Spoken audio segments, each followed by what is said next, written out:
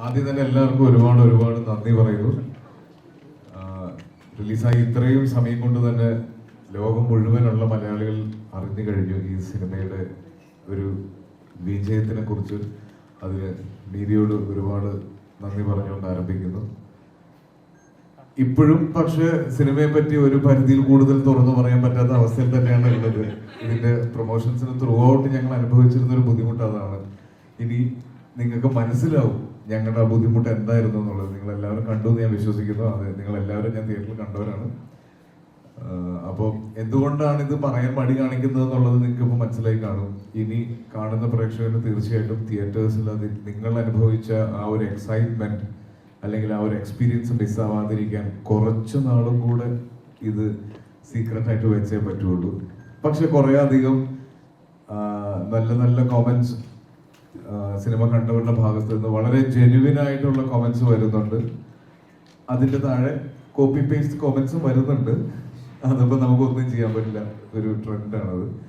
But still overall വളരെ സന്തോഷത്തിലാണ്, അല്ലെങ്കിൽ വളരെ വലിയൊരു മികച്ച തുടക്കത്തിലാണ് രേഖാചിത്രം എന്ന് പറഞ്ഞ നമ്മളുടെ ഈ വലിയ സിനിമ ആരംഭിച്ചിരിക്കുന്നത്. അപ്പോൾ അതിൻ്റെ വിശേഷങ്ങൾ പങ്കുവെക്കാം. എന്തെങ്കിലും പറയാൻ സാധ്യതയുള്ള അല്ലെങ്കിൽ സിനിമയ്ക്ക് ദോഷം ചെയ്യാത്ത എന്ത് മറുപടിയും പറയാൻ ആയിട്ട് ഇവിടെ എൻറ്റയറില്ല, എന്നാലും ഓൾമോസ്റ്റ് എല്ലാവരും ഉണ്ട്. ഇതിന്റെ സ്ക്രിപ്റ്റ് റൈറ്ററിൽ ഒരാൾ ഇതുവരെ തല പുറത്ത് കാണിച്ചിട്ടില്ല.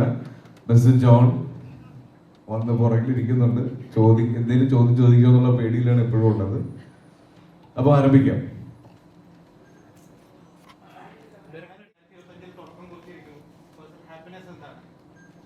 തീർച്ചയായിട്ടും വളരെ സന്തോഷത്തിൽ തന്നെയാണ്. ഓരോ സിനിമയുടെ വിജയവും വളരെ സ്പെഷ്യലാണ്. ഇടുന്ന എഫേർട്ട് സ്ക്രീനിൽ വരുമ്പോൾ ആളുകൾ തിരിച്ചറിയുന്നു ആ സിനിമ എല്ലാവർക്കും ആസ്വദിക്കാവുന്ന രീതിയിലാണ് എന്ന് തിരിച്ചറിയുന്നത് ഒരുപാട് സന്തോഷമുണ്ട്. പിന്നെ ജോഫിൻ എന്ന് പറഞ്ഞ ഒരു ബ്രില്യൻ്റ് ആയിട്ടുള്ള ഫിലിം മേക്കറിന്റെ ഒരു മൈൽ സ്റ്റോൺ സിനിമയുടെ ഭാഗമാകാൻ പറ്റിയതിൽ ഒരുപാട് സന്തോഷമുണ്ട്. 24 അതിങ്ങനെ കണ്ടിന്യൂ ചെയ്യട്ടെ ഇനിയുള്ള വർഷങ്ങൾ അങ്ങോട്ട്. നോർമലി ഇങ്ങനെ ഒരു സബ്ജക്ട് ചെയ്യുന്ന സമയത്ത്, കാരണം ഒരു നമ്മൾ ഫിലിം സെറ്റുകളിൽ നമ്മൾ സിനിമ കണ്ടിട്ടുണ്ട്, പക്ഷേ ഓൾറെഡി ഇറങ്ങിയ ഒരു സിനിമയിൽ ഇങ്ങനെ ഒരു സാധനം ചെയ്യുക എന്ന് പറഞ്ഞാൽ ചെറിയൊരു കാര്യമല്ല. അതൊരു നല്ല എഫേർട്ട് വേണം, നല്ല റിസർച്ച് വേണം. എത്രത്തോളം എഫേർട്ട് ഇങ്ങനെ സബ്ജക്ട് ചെയ്യുന്ന സമയത്ത്? അത് തന്നെയായിരുന്നു ഈ സിനിമ ഇത്രയും ഡിലേ ആവാനുള്ള കാരണം. എൻ്റെ അടുത്ത് ഒരുപാട് പേര് ചോദിച്ചിട്ടുണ്ട് പ്രീസ്റ്റ് കഴിഞ്ഞിട്ട് എന്തുകൊണ്ട് 4 വർഷം എന്നുള്ളത് ചോദിച്ചിട്ടുണ്ട്. ഇപ്പോൾ ഏകദേശം പ്രീസ്റ്റ് റിലീസായി 21 കഴിഞ്ഞ് 25 കൃത്യം 4 വർഷം കഴിഞ്ഞിട്ടാണ് എൻ്റെ അടുത്ത സിനിമ റിലീസാവുന്നത്. അപ്പോൾ ഈ സിനിമയ്ക്ക് അത്രയും ബുദ്ധിമുട്ടാണ് ഈ സിനിമ ചെയ്തെടുക്കാൻ എന്നുള്ളത്. ഇപ്പോൾ സിനിമ കാണുന്ന പ്രേക്ഷകർക്ക് എത്രത്തോളം അതിൻ്റെ ബുദ്ധിമുട്ട് മനസ്സിലാവുമെന്ന് എനിക്കറിയില്ല. പക്ഷേ ഈ സിനിമയുടെ ഒരു ക്ലറിക്കൽ ജോബ് എന്ന് പറയുന്നത് ഭയങ്കര ഇമ്പോർട്ടൻ്റ് ആയിരുന്നു. അത് ചെയ്തെടുക്കാൻ കുറച്ച് സമയമെടുത്തു. തലവിന് ശേഷം കിഷ്കിന്ധയ്ക്ക് ശേഷം അമീഗോയ്ക്ക് ശേഷം വീണ്ടും ഹിറ്റിലേക്ക് ഇങ്ങനെ കയറിക്കൊണ്ടിരിക്കുകയാണ്. ശരിക്കും പറഞ്ഞാൽ കരിയറിൽ ഏറ്റവും നല്ലൊരു പീരീഡിലൂടെ പോയിക്കൊണ്ടിരിക്കുന്നത് തോന്നുന്നുണ്ട്. ഒരുപാട് സന്തോഷം തന്നെ. ഞാൻ മനസ്സിലാക്കിയെടുത്തോളം എല്ലാവർക്കും ഇങ്ങനൊരു നല്ല സമയവും മോശം സമയവും വരും. അപ്പോൾ എനിക്ക് തോന്നുന്നൊരു വലിയ മോശം സമയത്തിന് ശേഷം വരുന്നൊരു നല്ല സമയം ആയതുകൊണ്ട് ഇരട്ടി സന്തോഷം തന്നെയുണ്ട്. ഇനി ഇതിങ്ങനെ കണ്ടിന്യൂ ചെയ്യണമെന്നാണ് ആഗ്രഹം. Let's see.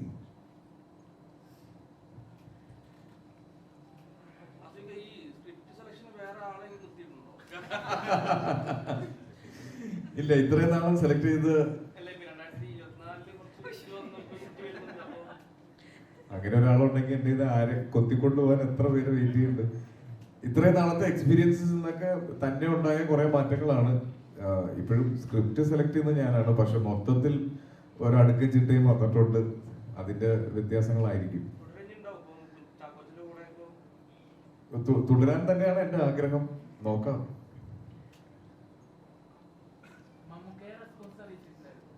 കഴിഞ്ഞിറങ്ങി പുറത്തേക്ക് വരുമ്പോൾ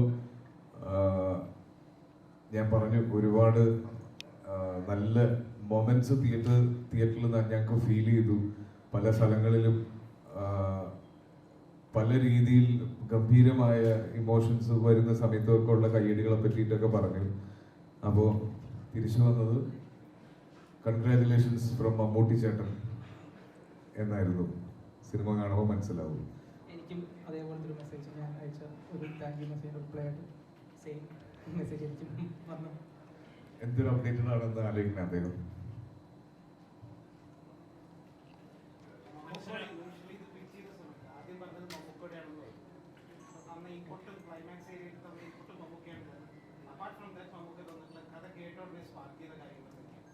അല്ല, എനിക്കിതിൽ സിനിമ കണ്ടവർക്കറിയാം ഇതിൽ മമ്മൂക്കയുടെ സമ്മതമില്ലാതെ ഈ സിനിമ ചെയ്യാൻ പറ്റില്ല.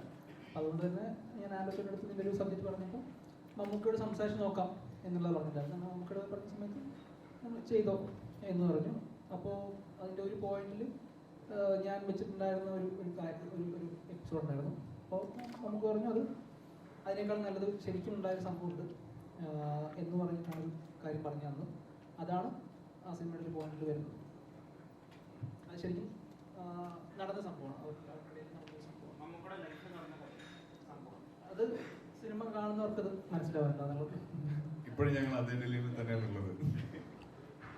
2025 തുടങ്ങി എനിക്കൊരു ലക്കായിട്ട് തോന്നുന്നു. ലക്കി സ്റ്റാർ തന്നെ വിളിക്കാമല്ലോ. ലക്കൊന്നല്ല, ഞാനൊരു വർക്ക് ചെയ്യുന്നുണ്ട്. അത് ലക്കുണ്ടോന്നല്ല, ഞാൻ വർക്കിംഗ് ഫോർ ഇത്രേ ഉള്ളൂ. എങ്ങനെയുണ്ടായിരുന്നു നിങ്ങളുടെ സബ്ജക്റ്റ് കേൾക്കുന്ന സമയത്ത്? സബ്ജക്റ്റ് കേട്ട് കഴിഞ്ഞ് എനിക്ക് ഇപ്പം പടം കണ്ടപ്പോഴായാലും എനിക്ക് ഒരുപാട് സന്തോഷം തോന്നിയതാണ്. ഈ ക്യാരക്ടർ എൻ്റെ അടുത്ത് എത്തി, അല്ലെങ്കിൽ ഈ ടീമിന് ആ ഒരു ക്യാരക്ടറിലേക്ക് എൻ്റെ മുഖം വന്നു എന്നുള്ളത് എനിക്ക് ആലോചിക്കുമ്പോൾ ഒരുപാട് സന്തോഷം നൽകുന്നൊരു കാര്യമാണ്. ഇപ്പം സിനിമ ഇറങ്ങി റിവ്യൂസ് ഒക്കെ വന്നുകൊണ്ടിരിക്കുകയാണ്. പോസിറ്റീവ് റിവ്യൂസ് ഒക്കെ കേൾക്കുമ്പോൾ ഒരുപാട് സന്തോഷമുണ്ട്. അപ്പോൾ അത് അങ്ങനെ ഒരു ക്യാരക്ടർ, ഈ പടത്തിലെ ക്യാരക്ടർ എന്നെ തേടി എത്തിയതിൽ ഇപ്പോൾ എനിക്ക് ഒരുപാട് ഒരുപാട് സന്തോഷമുണ്ട്.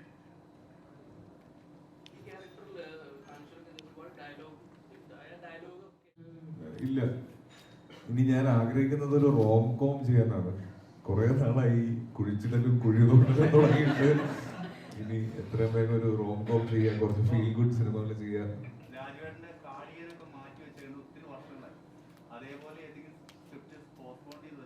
ഇല്ല, ഞാൻ എൻ്റെ പോസ്റ്റ്പോണ്ടായിരിക്കുന്ന ഒരു സിനിമയേ ഉള്ളൂ. അത് ടിക്കറ്റാക്കിയാണ്. ഞാനും എന്നെ അറിയാവുന്നവരും എല്ലാം വളരെ എക്സൈറ്റഡ് ആയിട്ട് വെയിറ്റ് ചെയ്യുന്ന ഒരു സ്ക്രിപ്റ്റാണ്. ഫിസിക്കൽ ഇഞ്ചുറി ഉണ്ടായിരുന്നു, അത് റിക്കവർ ആയാൽ ഇമ്മീഡിയറ്റ് ഷൂട്ട് സ്റ്റാർട്ട് ചെയ്യും. അത് മാറ്റി വെച്ചിട്ടില്ല, അത് അങ്ങനെ തന്നെ ഉണ്ട്. Very soon.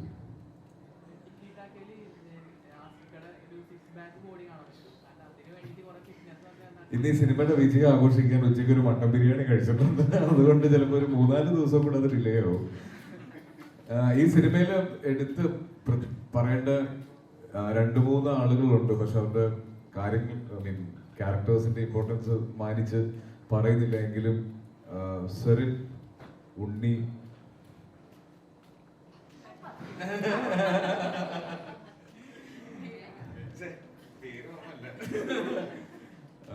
മേഘ, ഇവരെല്ലാരെയും പറ്റിയിട്ട് പറയണമെന്നുണ്ട്. പക്ഷെ അറിയാലോ, സിനിമ ഇനി കാണുമ്പോൾ, ഐ മീൻ ആദ്യമായിട്ട് കാണാൻ പോകുന്നവർക്ക് അത് ബാധിക്കാൻ സാധ്യത ഉള്ളതുകൊണ്ടാണ്. പക്ഷെ നിങ്ങൾ ഇവരെയൊക്കെ ഒന്ന് നോട്ട് ചെയ്ത് വെച്ചോ.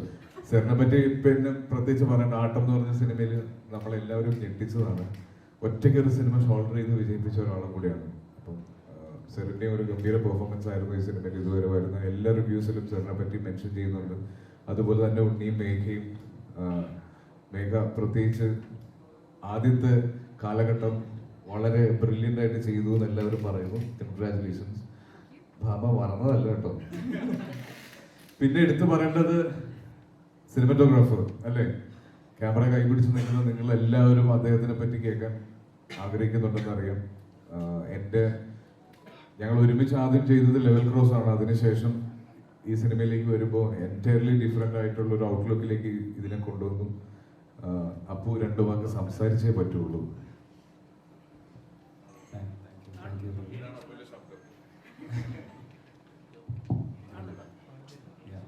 എനിക്ക് ആദ്യം താങ്ക്സ് പറയേണ്ട ജോസിനാണ്. കാരണം കമേഴ്ഷ്യൽ സിനിമയിൽ എനിക്ക് മലയാള കമേഴ്ഷ്യൽ സിനിമയിൽ അധികം എക്സ്പീരിയൻസ് ഇല്ലാണ്ട് തന്നെ എന്നെ ഇങ്ങനത്തെ ഒരു വലിയ പടത്തിൽ വിളിച്ചു. First of all thank you Jofin. പിന്നെ കൂടെ നിന്ന് ആർട്ട് ഡയറക്ടർ ഷാജി നടുവിൽ, അതായത് ഇത്രയും നമുക്ക് പഴയ കാലഘട്ടമുണ്ട്, പുതിയ കാലഘട്ടമുണ്ട്. ഈ 60 ദിവസത്തിനുള്ള 90 ലൊക്കേഷനാണ് ഞങ്ങൾ കവർ ചെയ്തത്. അപ്പോൾ ഓരോ ലൊക്കേഷൻ ഷൂട്ട് ചെയ്യുമ്പോൾ 2 ലൊക്കേഷൻ പ്രെപ്പ് ഓൾറെഡി നടന്നുകൊണ്ടിരിക്കുന്നുണ്ട്. അപ്പം അവരുടെ whole team, I would like to thank them. പിന്നെ ഞങ്ങളുടെ chief associate director, creative director ആയിട്ടുള്ള ബേബി പണിക്കർ. പുള്ളിയായിരുന്നു ഒരു ഡയറക്ടോറിയൽ ടീമിൻ്റെ ഒരു നെടുന്തൂണായി നിന്ന ഒരു മനുഷ്യൻ. അതെ. അതേപോലെ കളറിസ്റ്റ് ലിജു പ്രഭാകർ. കാരണം ഞങ്ങൾക്ക് ഈ ഇതിൽ ഒരു 2 കാലഘട്ടത്തിൽ തന്നെ ഒരു 3 ഡിഫറെൻറ്റ് ഫിലിം ലുക്സ് വരുന്നുണ്ട്. അപ്പോൾ അത് വളരെ സട്ടിലി അതിനെ കൊണ്ടുവരാൻ സഹായിച്ചത് ലിജുവിൻ്റെ ഒരു ടെക്നിക്കൽ എക്സ്പെർട്ടീസാണ്. ഇവരെയാണ് ശരിക്കും എടുത്ത് പറയുന്നത് എൻ്റെ സൈഡിൽ നിന്ന് ഞാൻ പറയാൻ ആഗ്രഹിക്കുന്നത്. പിന്നെ ഡെഫിനറ്റ്ലി ദ ഹോൾ ടീം, ഇത്രയും ഗംഭീരമായിട്ടുള്ള ആർട്ടിസ്റ്റിൻ്റെ കൂടെ വർക്ക് ചെയ്യാൻ പറ്റി. ലൈക്ക് എല്ലാവരെയും പെർഫോമൻസ് എടുത്ത് പറയണമെന്നുണ്ട്. എനിക്ക് ഓരോ എണ്ണിട്ട് പറയാൻ പറ്റാത്തതുകൊണ്ടാണ്. പക്ഷേ നിങ്ങൾ പടം കാണുമ്പോൾ മനസ്സിലാവുന്നത്. ഇത്രയേ ഉള്ളൂ പറയാൻ. Thank you. എല്ലാവർക്കും നമസ്കാരം.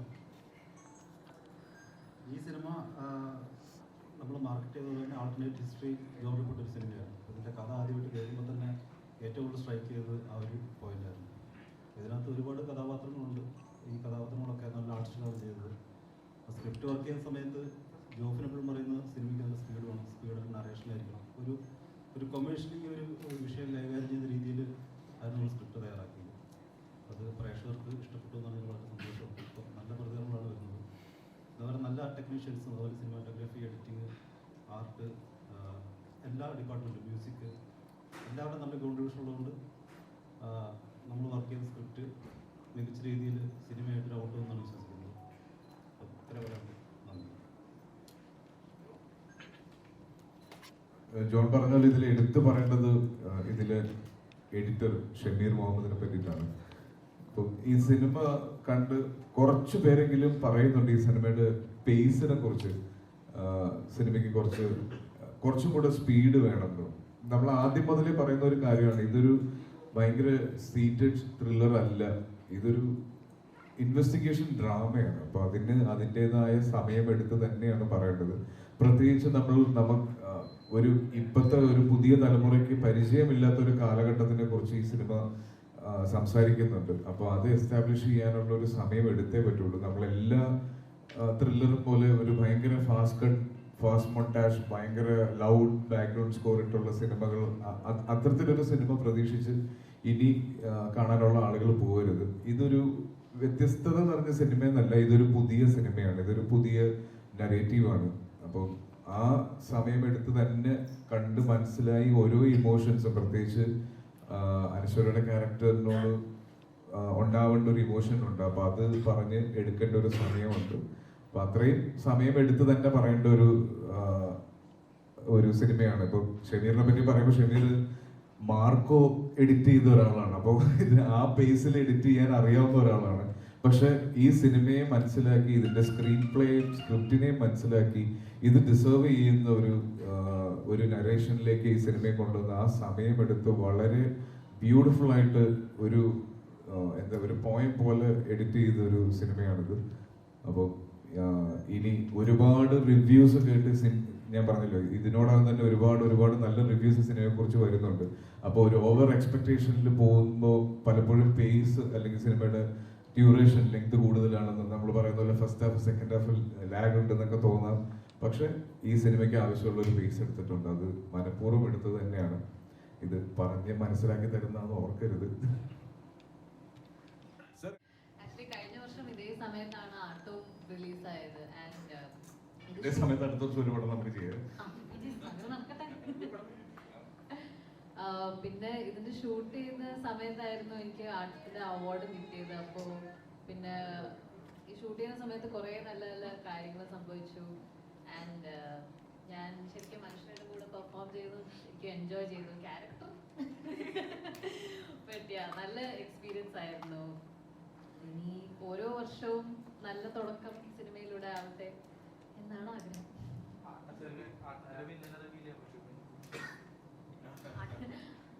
ആട്ടത്തില് അതല്ല അതിന്റെ പോയിന്റ്. ഇതുവരെ മനസ്സിലായില്ല. ഈ രണ്ട് സിനിമയില്ല, ആട്ടമാണെങ്കിലും ഇപ്പൊ രേഖാചിത്രമാണെങ്കിലും സെറിന്റെ കഥാപാത്രത്തിന് ഒരു പ്രത്യേകതയായിട്ട് തോന്നിയെന്ന് വെച്ച് കഴിഞ്ഞാൽ അവനവനൊരു ശരി ഉണ്ട്. ആ ശരിക്ക് അവസാനം വരെ കട്ടക്കി നിൽക്കുന്ന ഒരു ക്യാരക്ടറായിട്ടാണ്. ജീവിതത്തിൽ ഇങ്ങനത്തെ ഏതെങ്കിലും അനുഭവങ്ങളൊക്കെ ഉണ്ടായിട്ടുണ്ടോ? തീർച്ചയായിട്ടും ഉണ്ടായിട്ടുണ്ട്. പക്ഷെ അതിന് ജീവിതത്തിൽ കുറേ ഇതുപോലത്തെ സംഭവങ്ങൾ നടന്നിട്ടുണ്ട്. അതിനൊക്കെ കുറച്ച് കുറച്ച് ഇങ്ങനെ അബ്സോർബ് ചെയ്ത് നമ്മുടെ പെർഫോമൻസ് പറ്റുന്നത്ര റിലേറ്റബിൾ ആക്കണം എന്നാണ്. ബട്ട് രണ്ട് ക്യാരക്ടേഴ്സും അവരുടേതായ ശരിയിൽ ഇങ്ങനെ പിടിച്ചു നിൽക്കുന്നു. ബോത്ത് സ്ട്രോങ്, അവരുടേതായ രീതിയിൽ അവർ രണ്ടുപേരും സ്ട്രോങ് ക്യാരക്ടേഴ്സ് ആണ്. ആൻഡ് ആട്ടം കണ്ടതിന് ശേഷം ലൈക്ക് എനിക്കിത് പുൾ ഓഫ് ചെയ്യാൻ പറ്റുമെന്ന വിശ്വാസം ഡയറക്ടറിനുണ്ടായിരുന്നു. So thank you so much for that. നല്ല ചോദ്യമായിരുന്നു.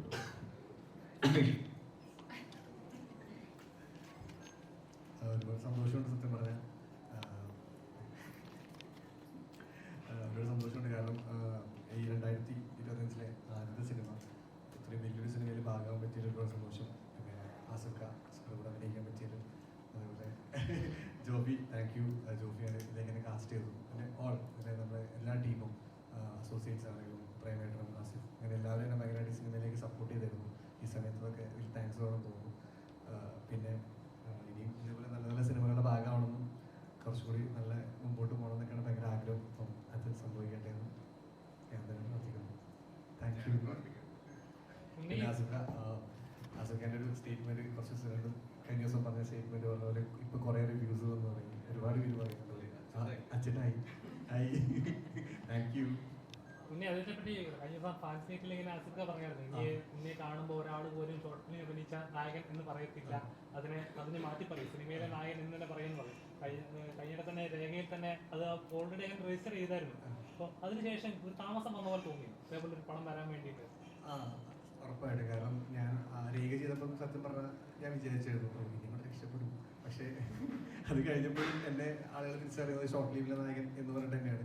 പക്ഷേ ആസിഫ പറഞ്ഞ കമൻറ്റ് ഇന്ന് ഞാൻ പുറത്തിറങ്ങുമ്പോൾ എനിക്ക് വരുന്ന ഏറ്റവും കൂടുതൽ പറഞ്ഞ മെസ്സേജ് നടൻ നീ മാറി, അല്ലെങ്കിൽ പറഞ്ഞ കാര്യം കറക്റ്റായി എന്ന് പറഞ്ഞിട്ടാണ് വരുന്ന മെസ്സേജുകൾ മൊത്തം അങ്ങനെ ഇടുന്നത്. പിന്നെ കുറേ റിവ്യൂവേഴ്സ് ആണെങ്കിലും അത് ഇപ്പം കുറേ യൂട്യൂബ് വീഡിയോസ് ആയിട്ട് എനിക്ക് മെൻഷൻ ചെയ്ത് തരുന്നുണ്ട്. ആ പറയുന്നത് അച്ചോട്ടമായി അത് കറക്റ്റായി എന്ന് പറഞ്ഞിട്ട് അതിൽ ഒരുപാട് സന്തോഷമുണ്ട്.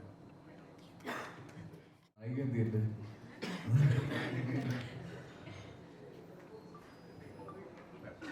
ഹായ് ഓൾ, എല്ലാവർക്കും നമസ്കാരം. ഇവരെല്ലാവരും പറഞ്ഞ പോലെ തന്നെ ഇത്രയും നല്ലൊരു സിനിമയുടെ ഭാഗമാകാൻ പറ്റിയത്, ഇത്രയും നല്ല സിനിമയുടെ ഭാഗമാകാൻ പറ്റിയത് തന്നെ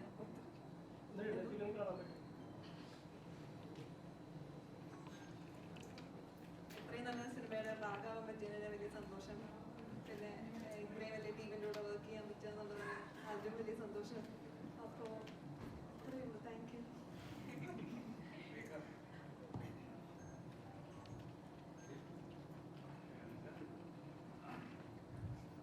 ഹലോ. ചിത്രത്തിന്റെ നമ്മുടെ പ്രൊമോഷൻസിന്റെ സമയത്ത് നമുക്ക് കുറെ കാര്യങ്ങൾ ആക്ച്വലി പറയാൻ പറ്റിയിട്ടുണ്ടായിരുന്നു. സോറി. അതെ, അപ്പോൾ ഈ പ്രൊമോഷൻസിന്റെ സമയത്ത് നമുക്ക് കുറെ കാര്യങ്ങൾ ആ സമയത്ത് പറയാൻ പറ്റിയിട്ടുണ്ടായിരുന്നത്. ഇപ്പോൾ റിലീസ് ആയി കഴിഞ്ഞിട്ട് പോലും ഐ ഹോപ്പ് നിങ്ങളെല്ലാവരും നമ്മുടെ കൂടെ സ്ക്രീനിൽ ഉണ്ടായിരുന്നു, നിങ്ങൾക്കത് മനസ്സിലായി കാണും. ആൻഡ് ഈ പ്രോജക്റ്റിൽ എനിക്ക് താങ്ക്സ് പറയാനുള്ളത് Jofin, thank you so much എന്നെ ഇതിനകത്ത് ഇൻവൈറ്റ് ചെയ്തതിന്. ഈ കഥ പറഞ്ഞത് എൻ്റെ അടുത്ത് ജോൺ കഥ പറഞ്ഞതുകൊണ്ടാണ് അതങ്ങനെ ചിത്രം. അപ്പോൾ ചേട്ടാ thank you so much, I look very good. And obviously ആസിഫിൻ്റെ കൂടെ വർക്ക് ഒത്തിരി ആഗ്രഹിച്ചു. One of the actor that I wanted to work with Asif and I could work with Asif. Thank you Asif. Anaswara, thank you so much. It was really nice working with you. Zareen, loved being with you. Nice knowing you. ഒന്നിനെ ആകെ മറ്റൊരു പ്രാവശ്യം മറ്റേ പറയല്ലേ, ഒരു പ്രാവശ്യം കണ്ടിട്ടുള്ളൂ. ഞാൻ പറയാൻ ഉദ്ദേശിച്ച സംഭവം വെച്ചാൽ I hope you understand that രേഖാചന്ദ്രത്തിന്റെ ഷൂട്ടിന്റെ സമയത്ത് we were so involve. This is how the set was. And then ലാസ്റ്റിൽ നമ്മുടെ ഈ സിനിമ ഔട്ട് വന്നപ്പോൾ ഇതിന്റെ ഔട്ട് കാണുമ്പോൾ ആൻഡ് ദെൻ ഹൗ പ്രേക്ഷകർ ഇത് അപ്രീഷിയേറ്റ് ചെയ്യുന്നത് കാണുമ്പോൾ നല്ലൊരു like really happy from within. Thank you so much four everybody coming here and watching ആ സിനിമ. ഐ ഹോപ്പ് ഇപ്പം കേൾക്കുവാണെങ്കിൽ താങ്ക് യു, നന്ദി, നമസ്കാരം. ക്രൗൺ പ്ലാസയിൽ ഒരു വട്ടം വന്നപ്പോൾ ഉണ്ടായ ആ ഇൻസിഡന്റിന് ശേഷം മലയാളികൾ എല്ലാവരും ആസിഫയ്ക്ക് ചേർത്ത് നിർത്തി. അതിന് അദ്ദേഹം ആസിഫ മറുപടി തിരിച്ച് നന്ദി പ്രകടിപ്പിച്ചത് കിഷ്കിന്ദാകാന്ഡം എന്ന് പറഞ്ഞൊരു സിനിമയിലൂടെയായിരുന്നു. അപ്പോൾ മലയാളികൾ അങ്ങിൽ വിശ്വസിച്ച ആ ഒരു വിശ്വാസത്തിനും ആ സ്നേഹത്തിനും 2025 വീണ്ടും തുടർച്ചയായിട്ട് നന്ദി പ്രകാശിപ്പിക്കുകയാണ്. ശ്രമിക്കുന്നതാണ്. എത്ര പറഞ്ഞാലും അങ്ങനെ നന്ദി പറഞ്ഞ് തീർക്കാനുള്ള ഒരു ബന്ധമല്ല. അപ്പോൾ നല്ല നല്ല സിനിമകൾ ചെയ്യാന്നുള്ളതാണ് എന്നെ വിശ്വസിച്ച് ടിക്കറ്റ് എടുക്കുന്ന പ്രേക്ഷകരോടും എപ്പോഴും കമ്മിറ്റ്മെന്റ് ഉണ്ട്. എന്നെ വിശ്വസിച്ച് പൈസ മുടക്കുന്ന നിർമ്മാതാവിനോടും അതിനെ മേൽ കമ്മിറ്റ്മെന്റ് ഉണ്ട്. അപ്പൊ നല്ല സിനിമകൾ ചെയ്യാന്നുള്ളതായിരുന്നു എപ്പോഴും ഉള്ള ആഗ്രഹം. ഇപ്പോഴും അത് തന്നെയാണ്, ഇനി അങ്ങോട്ടും അത് തന്നെയായിരിക്കും. അപ്പൊ രേഖാചിത്രം സ്വീകരിച്ച എല്ലാ പ്രേക്ഷകർക്കും നന്ദി. ഇതിന്റെ എല്ലാ എക്സൈറ്റ്മെന്റിലും നേരെ വന്ന് നിങ്ങളെ കണ്ട് ഇത് ചൂടോടെ ആഘോഷിക്കണം എന്നുള്ളതുകൊണ്ടാണ് ഇത്ര ഇമീഡിയറ്റ് ആയിട്ടൊരു പ്രസ് മീറ്റ് ഞങ്ങൾ ആഗ്രഹിച്ചത്.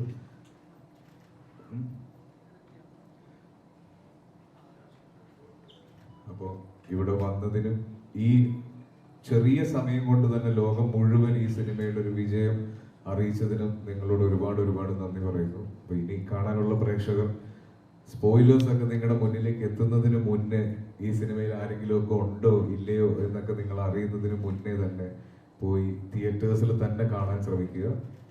അപ്പോൾ താങ്ക് യു. വീണ്ടും ഉടനെ കാണാം.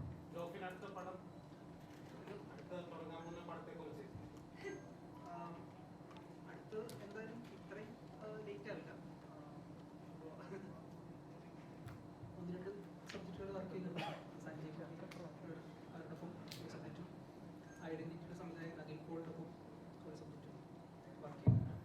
ഇതിന്റെ തുടക്കം ജോൺ പോൾ സാറിന്റെ സഫാരിയിൽ പറഞ്ഞ കാര്യത്തിൽ നിന്നായിരുന്നു ഈ കഥയുടെ തുടക്കം?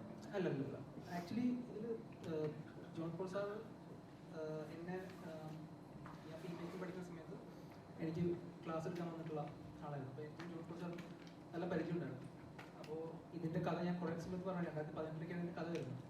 അതിനുശേഷം ഇതിൻ്റെ തിരക്കഥയുടെ സമയത്ത് 2021 ഞാൻ അദ്ദേഹത്തിൻ്റെ ഒപ്പം അപ്പോൾ ഞാൻ ജോൺ പോൾ സാർ കഥ പറയേണ്ട ഒരു ആവശ്യം വന്നപ്പോൾ സാറ് കോട്ടയത്തെ ഒരു ആയുർവേദ ഹോസ്പിറ്റലിൽ അഡ്മിറ്റ് ആയിരുന്നു. അപ്പോൾ ഞാൻ അവിടെ പോയിട്ട് ഏകദേശം 6-7 മണിക്കൂർ ഇരുന്ന് ഞങ്ങൾ അതിനെപ്പറ്റി സംസാരിച്ച് ശരിക്കും ഇപ്പം കാണുന്ന പോലെ അല്ല അവിടെ ജോൺ പോൾ സാർ വരേണ്ടിയിരുന്നത്. ജോൺ പോൾ സാറ് ഇതിലൊരു ക്യാരക്ടറായിട്ട് ഇപ്പോൾ ഈ സിനിമയെ പറ്റി പലരും വന്ന പോലെ വന്ന് ഒരു നിർണായക കാര്യങ്ങൾ തരേണ്ട ഒരു അങ്ങനെയായിരുന്നു ആ എപ്പിസോഡിനെ സെറ്റ് ചെയ്തിട്ടുണ്ടായിരുന്നത്. പക്ഷേ ഈ സിനിമ ഈ പറഞ്ഞ പോലെ കുറച്ച് ഡിലേ ആയ സമയത്താണ് പെട്ടെന്ന് സാറ് മരിച്ചു പോയത്. അപ്പോൾ ഈ സിനിമയുടെ ഒരു സ്ക്രിപ്റ്റ് മുന്നോട്ട് പോകുന്ന അതിലെ ഏറ്റവും നിർണായകമായ ഒരു ഘട്ടത്തിൽ ജോൺ പോൾ സാറിൻ്റെ ഒരു ആവശ്യം ഉണ്ടായിരുന്നു. പക്ഷെ പിന്നീട് അത് എങ്ങനെ മുന്നോട്ട് പോകും എന്നുള്ള ചിന്തയിൽ നിന്നാണ് പിന്നീട് അത്തരത്തിലേക്ക് എപ്പിസോഡിലേക്ക് മാറ്റിയത്. ഇതിലെ കഥ നടന്നതാണോ അതിലോ മമ്മൂക്കനെ കണ്ടു കഴിഞ്ഞപ്പോൾ കുറേ കാര്യങ്ങൾ തെറ്റി ചെയ്തതാണോ? ഇതിലുള്ളത് അത് ആട്ടോമിക് ഹിസ്റ്ററി എന്ന് പറഞ്ഞിട്ടാണ് നമ്മൾ ഉണ്ടാക്കിയൊരു കഥയാണ്. കാരണം അതിൽ 2 സിനിമകളുടെ റെഫറൻസ് വരുമ്പോൾ അത് ഭയങ്കര കൺവിൻസിംഗ് ആയിരുന്നു. അത് അതിലെ ഒരു സിനിമയുടെ കാര്യമാണ് ഞാൻ മുമ്പ് പറഞ്ഞത്. ഞാൻ ഇപ്പൊ തന്നെ ഇതിനകത്ത് ജഗദീഷ് ചേട്ടന്റെ സീൻസുകളൊക്കെ ഉണ്ട്. അത് ശരിക്കും അങ്ങനെ കാരണം നമ്മൾ കേട്ടിട്ടുണ്ട്, അങ്ങനെ സ്റ്റോറീസ് കേട്ടിട്ടുണ്ടായിരുന്നു. ജഗദീഷ് ചേട്ടന്റെ സീൻസുകൾ പറയുന്ന കാര്യങ്ങളൊക്കെ അതിനെപ്പറ്റി നമ്മൾ ഇന്ന് തന്നെ പറഞ്ഞിരുന്നതേ. ഈ സിനിമയെ പറ്റി പറയുന്നത് ഈ സിനിമയ്ക്ക് യാതൊരുവിധ ട്വിസ്റ്റോ അങ്ങനെ ഭയങ്കര ഹൈ മൊമെന്റ്സോ ഒന്നുമുള്ള സിനിമയല്ല. ഈ സിനിമ ആൾക്കാർക്ക് വർക്കാവുന്നത് എനിക്ക് മനസ്സിലായത് ഇതിൻ്റെ ഒരു ഞങ്ങൾ ഉദ്ദേശിക്കുന്നതും അതിൻ്റെ പശ്ചാത്തലത്തിലുള്ള പുതുമയാണ്. അത് നമ്മളെല്ലാം ഇങ്ങനെ പറഞ്ഞു കഴിഞ്ഞാൽ സിനിമ നഷ്ടപ്പെടും. അതെ, സിനിമയ്ക്ക് അതിൽ ഏറ്റവും ഇതായിട്ട് മമ്മൂട്ടി എല്ലാവരും മമ്മൂട്ടി ചേട്ട എന്ന് വിളിക്കുന്ന ഒരു സംഭവം അത് ഭയങ്കര ഇതായിട്ടാണ് തോന്നുന്നത്. കമ്പനി എന്ന് പറയല അങ്ങനെ എന്തോ അതിനെപ്പറ്റി നമുക്ക് ശരിക്കും ഞങ്ങൾ ശരിക്കും ആഡിയോ സമീപം ഇറങ്ങിയ സമയത്ത് ഏറ്റവും കൂടെ പ്രതീക്ഷിച്ചത് മാഡം മച്ചാനെ എന്ന് വിളിക്കുന്ന ടൈപ്പ് ഒരു കഥാപാത്രമായിരുന്നല്ലോ. അപ്പം അതേപോലത്തെ പ്രതീക്ഷിക്കുന്ന ഒരു അടിച്ചു വിളിക്കുന്ന ഒരു കഥാപാത്രത്തിൽ വരുന്ന സിനിമ പ്രതീക്ഷിക്കാൻ വേണ്ടി ഞാനും അതിലാണ് വെയിറ്റിംഗ്. എനിക്ക് എന്തോ ഈയിടെയായിട്ട് വരുന്നതെല്ലാം കുറെ സീരിയസ് പടങ്ങളാണ്. അവസാനമായിട്ട് ഒരു കാര്യം കൂടെ ഞങ്ങൾക്ക് പറയാനുണ്ട്. ഞങ്ങൾ ഇന്ന് സിനിമ കഴിഞ്ഞിറങ്ങി വനിതാ വിരുദ്ധ നിന്ന് സിനിമ കഴിഞ്ഞ് ഇറങ്ങുന്ന സമയത്ത് ഈ സിനിമയിൽ അഭിനയിച്ച ഒരു ചേച്ചി ഭയങ്കരമായിട്ട് വിഷമിച്ച് കരയുന്നത്, സുലേഖ എന്നാണ് ചേച്ചിയുടെ പേര്. ചേച്ചി കരയുന്നത് കണ്ടിട്ട് ഞാൻ ഓർത്ത് സിനിമ കണ്ട് അതിന്റെ ഇമോഷനിൽ കരയുന്നതാണെന്ന് ഓർത്തു. അടുത്ത് ചെന്നപ്പോഴാണ് ചേച്ചി പറഞ്ഞത് ചേച്ചി ഒരു 2 ഷോട്ടുള്ളൊരു സീനിൽ അഭിനയിച്ചിരുന്നു. പക്ഷെ നമ്മൾ പല സമയത്തും സിനിമ ഷൂട്ട് ചെയ്ത് അത്രയും നമുക്ക് ഫൈനൽ എഡിറ്റിലേക്ക് കൊണ്ടുവരാൻ പറ്റില്ല. അപ്പൊ ചേച്ചി അഭിനയിച്ച സീക്വൻസ് എഡിറ്റിൽ പോയി. അപ്പോൾ ചേച്ചിയുടെ കൂടെ കുറേ പേര്, ചേച്ചിയുടെ കുടുംബക്കാരും സുഹൃത്തുക്കളും ഒക്കെ സിനിമയ്ക്ക് വന്നിരുന്നു. പക്ഷെ ചേച്ചി സിനിമയിലില്ല എന്നുള്ളത് സിനിമ കണ്ടിരിക്കുമ്പോഴാണ് അവർ മനസ്സിലാക്കിയത്. അത് ഭയങ്കര വിഷമമുണ്ടാക്കി അവർ ഒത്തിരി വിഷമിച്ച് കരയുന്നത് കണ്ടു. അപ്പോൾ ചേച്ചി ഇന്ന് ആക്ച്വലി ഒന്ന് പ്രസ് മീറ്റിൽ കൊണ്ടുവന്ന് അങ്ങനെയെങ്കിലും ഒന്ന് സന്തോഷിപ്പിക്കണം എന്നുണ്ടായിരുന്നു. പക്ഷെ അവർക്ക് എത്തിച്ചേരാൻ കഴിഞ്ഞില്ല. അപ്പോൾ സുലേഖ എന്നാണ് അവരുടെ പേര്. എന്റെ ഭാഗത്ത് പറ്റിയ ചെറിയ മിസ്റ്റേക്ക് ആണ്. ഞാൻ അത് അവരോട് പറയണമായിരുന്നു. അത് അപ്പൊ ഇനി ഞങ്ങളെ കൊണ്ട് ചെയ്യാൻ പറ്റുന്ന ഒരു കാര്യം വരും ദിവസങ്ങളിൽ എഡിറ്റ് ചെയ്ത് സീൻ സോഷ്യൽ മീഡിയയിൽ സിനിമയുടെ പ്രൊമോഷന്റെ ഭാഗമായിട്ട് റിലീസ് ചെയ്യാൻ ജോഫിൻ തീരുമാനിച്ചിട്ടുണ്ട്. അത് തീർച്ചയായും ഇത്തരത്തിലൊരു സിനിമയിൽ എനിക്ക് അത്തരത്തിലൊരു തെറ്റ് പറ്റാൻ പാടില്ലായിരുന്നു എന്ന് പറയുന്നത് എനിക്ക് ഭയങ്കര ഒരു സങ്കടമുള്ള കാര്യമാണ്. കാരണം ഈ സിനിമയുടെ കഥ പറയുന്നത് അത്തരത്തിൽ ഒരുപാട് സിനിമയിൽ ആഗ്രഹിക്കുന്ന ആൾക്കാരുടെ കഥയായിരുന്നു. പക്ഷെ അത് എനിക്ക് അവരെ അത് അറിയിക്കാൻ പറ്റിയില്ല. ഞാൻ അത് വിട്ടുപോയി. അത് ലാസ്റ്റ് മിനിറ്റിലെ ഒരു ട്രിമ്മിൽ വന്ന സമയത്ത് ട്രിം ചെയ്ത് പോയതാണ്. അവരാണെങ്കിൽ കുറേ ആൾക്കാരുമായിട്ട് വന്ന് ഭയങ്കര ഇമോഷണലായിട്ടത് എനിക്ക് സിനിമ കഴിഞ്ഞിറങ്ങിയപ്പോൾ ഞാൻ കുറച്ച് എനിക്കും ഭയങ്കര ആ സിനിമയുടെ കേട്ടിട്ടുള്ള അഭിപ്രായങ്ങൾ എൻജോയ് ചെയ്യാൻ പറ്റാത്ത രീതിയിൽ എനിക്കത് വിഷമമായി പോയി. അപ്പോൾ അത് ചേച്ചി ഇപ്പോൾ വരണമെന്ന് വിചാരിച്ചു, പക്ഷേ എത്തിയിട്ടില്ല. അപ്പോൾ ചേച്ചിയുടെ പേര് സുലേഖ എന്നാണ്. അപ്പോൾ ഉടനെ തന്നെ ആ ചേച്ചിക്ക് മികച്ചൊരു വേഷം, ചേച്ചിയെ കൊണ്ട് പറ്റുന്ന രീതിയിലുള്ള ഒരു വേഷം ഞങ്ങൾ ആരെങ്കിലും അഭിനയിക്കുന്ന ഒരു സിനിമയിൽ, ഞങ്ങളെ കൊണ്ട് പറ്റുന്ന ഒരു സിനിമയിൽ കൊടുക്കുന്നതായിരിക്കും. അത് ആ ചേച്ചിക്ക് അങ്ങനെയെങ്കിലും സന്തോഷമാവാൻ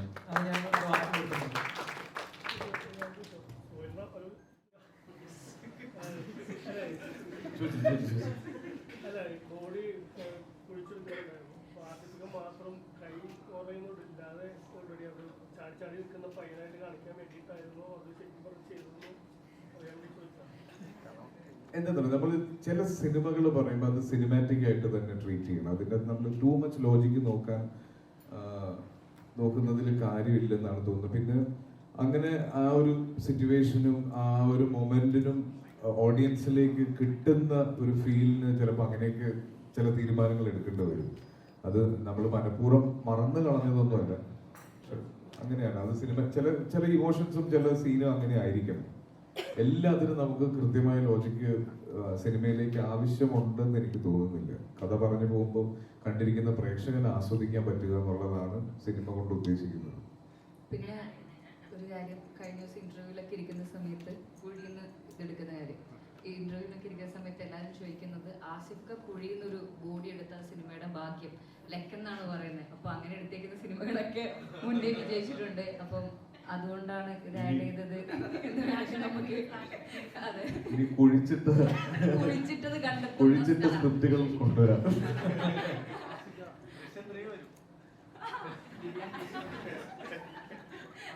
ജിത്തു ജോസഫിനോട് ചോദിക്കൂ. ഇല്ല ഇല്ല ഞാനില്ല. റൂമറല്ലേ? ഇല്ല ഞാനില്ല. ഒരു സ്ക്രിപ്റ്റ്, ഈ രേഖാചിത്രത്തിന്റെ സ്ക്രിപ്റ്റ് കേൾക്കുമ്പോൾ ഇങ്ങനെ ഒരു ത്രില്ലർ സിനിമകളിൽ സ്വാഭാവികമായിട്ടും ആസിഫിക ലീഡ് ചെയ്യുന്ന ഒരു ആക്ടർക്ക് ഒരുപാട് ഡൗട്ട് തോന്നും. ഈ ഡൗട്ടൊക്കെ ക്ലിയർ ആവാൻ എത്ര സമയം എടുക്കും? എനിക്ക് കിട്ടിയ ഫസ്റ്റ് നറേഷൻ തന്നെ ഭയങ്കര കൺവിൻസിങ് ആയിരുന്നു. ഞാനൊരു സിനിമ കാണുന്ന പോലെയാണ് ഇതിന്റെ ആദ്യത്തെ നറേഷൻ തന്നെ കിട്ടിയത്. അതിനുശേഷം ഒരു ഓൾമോസ്റ്റ് 80% കംപ്ലീറ്റ് ആയ ഒരു സ്റ്റേജിലാണ് ഞാൻ ഈ സിനിമയിലേക്ക് എത്തുന്നത്. അത് കഴിഞ്ഞ് ഓരോ സ്റ്റേജിലും കൃത്യമായ ക്ലാരിറ്റി തന്ന് ഇതിന്റെ ഈ സിനിമയിൽ ഉപയോഗിച്ചിരിക്കുന്ന ടെക്നോളജി വരെ ഉറപ്പ് വരുത്തിയതിനു ശേഷമാണ് നമ്മൾ ഈ സിനിമ ചെയ്യാമെന്ന് തീരുമാനിച്ചത്. ഇന്നിപ്പോ പറയാൻ കുറച്ച് ആൾക്കാരുടെ പേര് പറയുന്നുണ്ട്. അതിൽ പ്രധാനപ്പെട്ട ഒരാളാണ് ആൻഡ്രൂ എന്ന് പറയുന്ന മൈൻസ്റ്റീൻ എന്ന് പറയുന്ന നമ്മുടെ VFX ആർട്ടിസ്റ്റ്. അതിനുള്ള കാരണം എന്താണെന്നുള്ളത് ഇവിടെ എല്ലാവർക്കും അറിയാം. ഭയങ്കര റിസ്കി ആയിട്ടുള്ളൊരു കാര്യമാണ് അത്. അത്ര എളുപ്പമല്ല. നമുക്ക് ഇവിടെ ഭയങ്കരമായിട്ട് വിജയിക്കാത്തൊരു പരിപാടിയാണ് നമ്മളത്. പ്രത്യേകിച്ച് ആൻഡ്രൂ അത് ഭയങ്കര നന്നായി ചെയ്തു തന്നു. ഒരുപാട് സമയമെടുത്തു. നമ്മളത് നല്ല രീതിയിൽ ചെയ്തു തന്നു.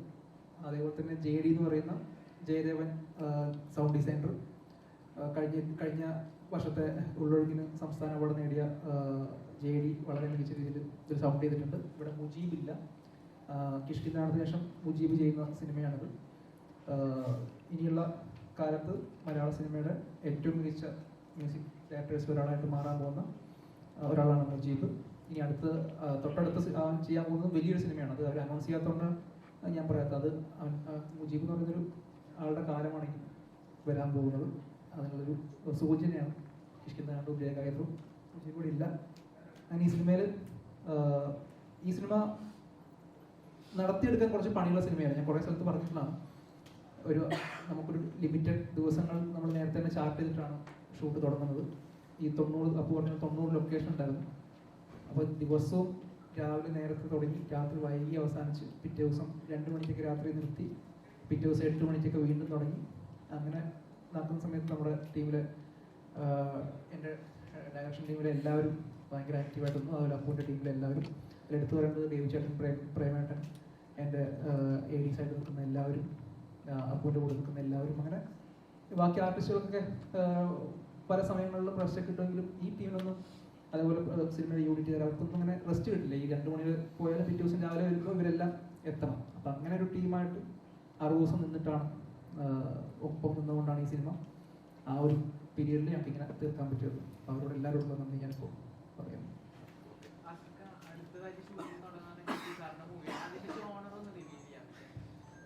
ടൈറ്റിൽ ജസ്റ്റ് റിവീൽ ചെയ്തേ ഉള്ളൂ. ഇനി ഓരോന്നായിട്ട് തരാം. എല്ലാം കൂടെ ഒറ്റയടിക്ക് വന്നാൽ നമുക്ക് ഇടയ്ക്കിടയ്ക്ക് കാണാനുള്ള അവസരം നോക്കാം. ജിത്തു ജോസഫ് സർ ഏത് ടൈപ്പ് ഓഫ് സിനിമ ചെയ്യാനാണ് ഇഷ്ടം? അല്ലേ, അങ്ങനെ തന്നെ പോട്ടെ. ശരി, താങ്ക് യു സോ മച്ച്. അപ്പോൾ വീണ്ടും ഒരു പ്രാവശ്യം കൂടെ ഓർമ്മിപ്പിക്കുകയാണ്, നിങ്ങളിലൂടെയാണ് ഈ ലോകം അറിയുന്നത് സിനിമയെ കുറിച്ച്. അപ്പോൾ മാക്സിമം സപ്പോർട്ട് ചെയ്യുക. Thank you.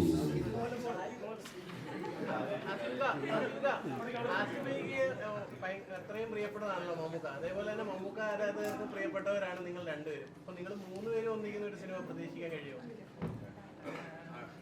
രണ്ടുപേരോട് അതുപോലെ തന്നെ മമ്മൂക്ക ഫാൻസിനും അതുപോലെ തന്നെ പ്രിയപ്പെട്ടവരാണ് നിങ്ങൾ രണ്ടുപേരും. അപ്പം അവർക്ക് വേണ്ടി, മമ്മൂക്ക ആരാധകർക്ക് വേണ്ടി മമ്മൂക്കയെ വെച്ച് നിങ്ങൾ 3 പേരുള്ള ഒരു സിനിമ പ്രതീക്ഷിക്കണം. സാറിന്റെ ഡയറക്ഷനിൽ മമ്മൂക്ക ആസിഫലി ഒന്നിക്കുമെന്നാണ് ചോദിക്കുന്നത്. ഒന്നും പ്ലാൻ ചെയ്തിട്ടില്ല, ഞാൻ പറഞ്ഞില്ല 2 സബ്ജക്റ്റുകൾ നടക്കുന്നുണ്ട്. ഒന്നും പ്ലാൻ ചെയ്തിട്ടില്ല.